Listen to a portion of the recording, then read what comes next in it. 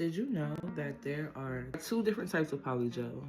Before we get into the two different types, I'm going to explain to you what polygel is. Polygel is a hybrid product and it's a mix of acrylic powder and hard gel. So if acrylic powder and hard gel had a baby, it would be polygel. Polygel, although it contains acrylic, is different in many ways. Polygel is 100% odorless. Second, most important being, you do not use monomer to manipulate or move the polygel around. You use isopropyl alcohol or slip solution. I use 91% isopropyl alcohol, but you're able to use anywhere from 70 to 99%.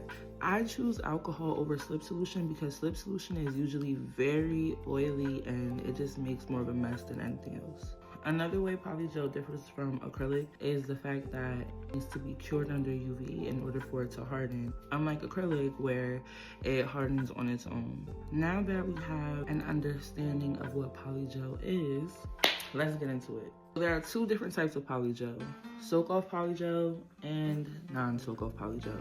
It will be easier to distinguish by referring to it as non-sticky polygel and sticky polygel.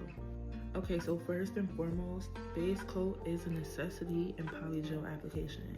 After you have properly prepped the natural nail, you want to apply a thin layer of base coat, cure for 60 seconds, and then proceed with your polygel application.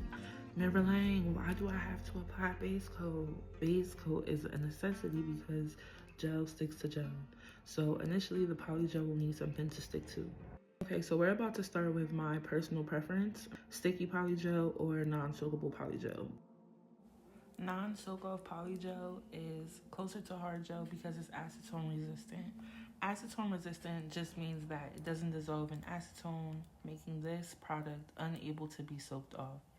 So some of the key features about non-soak-off polygel is that it requires filing in order to be removed.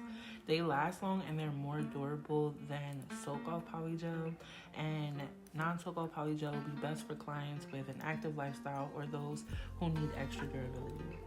Some other notables would be the texture and the consistency of this polygel. As you can see, it's really smooth.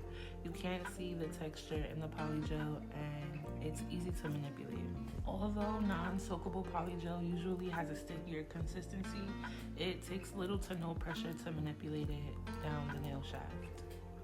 Non-soak-off polygel is also a lot easier to blend into itself. So for the girlies who do the 2B method, it's a lot easier to blend your apex bead into your foundation bead.